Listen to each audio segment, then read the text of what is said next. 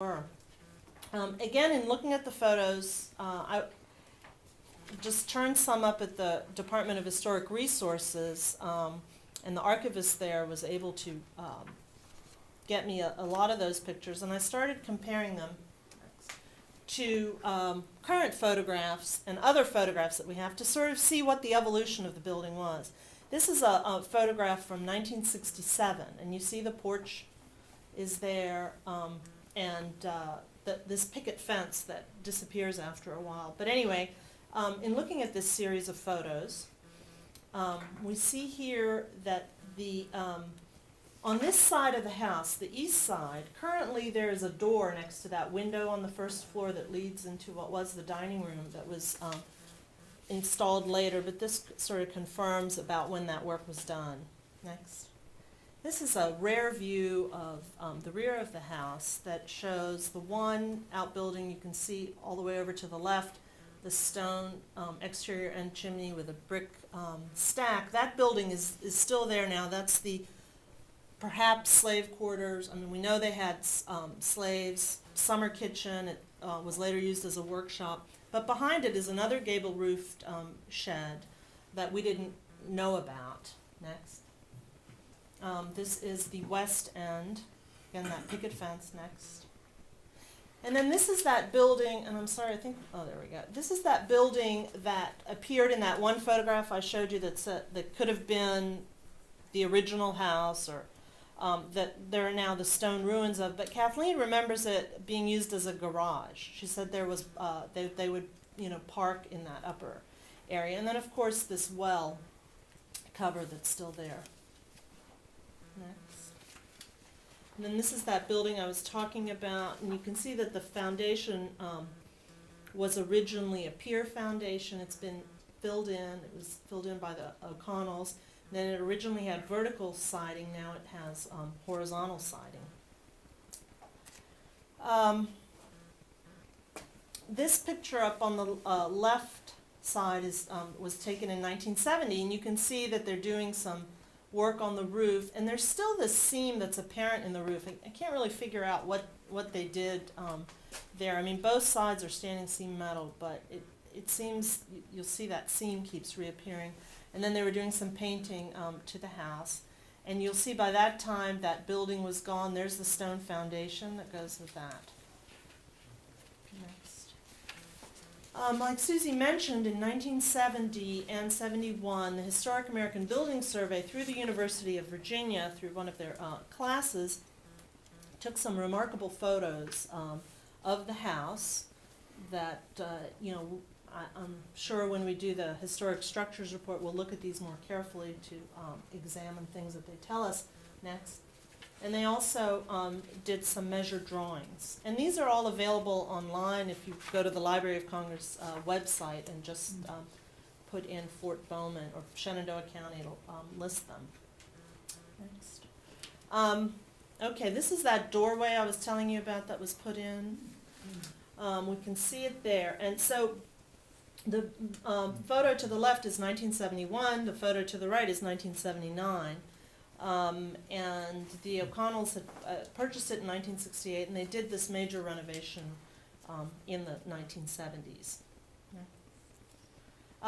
In addition, they removed the picket fence and put in this elaborate stone wall here and walkway up to the main house. Also, this is from 1979. You can see at that point they put masonite siding over the weatherboard on the rear wing, and then they have a lot of firewood, I see. Okay.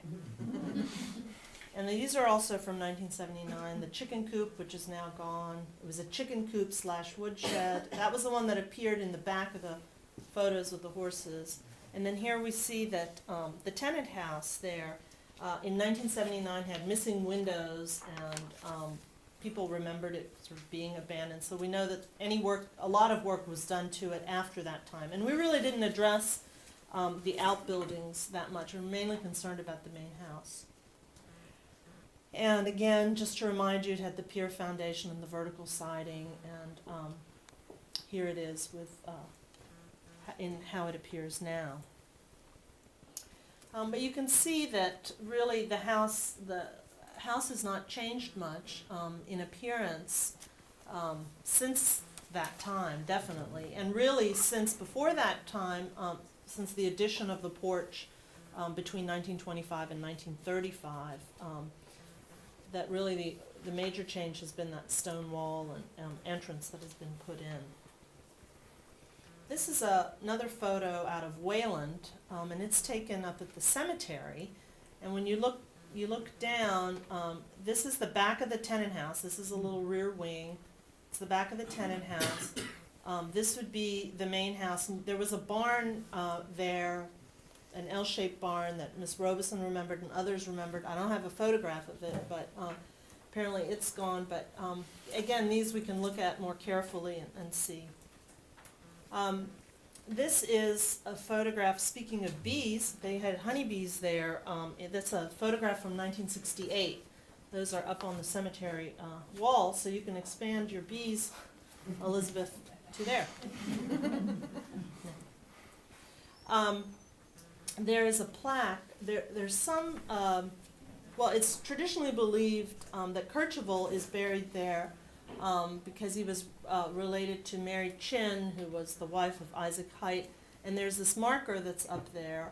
Although in doing some research, I found that in James E. Taylor's sketchbook, he interviewed Kercheval's granddaughter, and she said that Kercheval was buried in Romney. So we don't really know what's going on. And then this is Irvin O'Connell's recent plaque that's been put there. His ashes, as well as that of his parents, have been dispersed there. Some other photos I came across. That's a present photo of Mary Bowman, who was wife of Isaac Bowman, who died in 1830. And then this is a 1968 photograph of the condition of the tombstone then. What is it that you see now at Fort Bowman? First of all, the highway marker that Susie talked about used to be at the driveway, main driveway to the house. And that main driveway of the house, before 81 came through, is where the exit ramp of when you're getting off 81, heading from the north, and you come to the Strasburg exit, right there, you know, where you have to turn left to go on 81 to head down towards Fort Bowman. That's where the entrance used to be, and that's where this highway marker used to stand. And now it stands across from the Stickley house in that little area where the Civil War markers are as well. They've all been consolidated there. This is the driveway, which, you know, we believe is a very old road.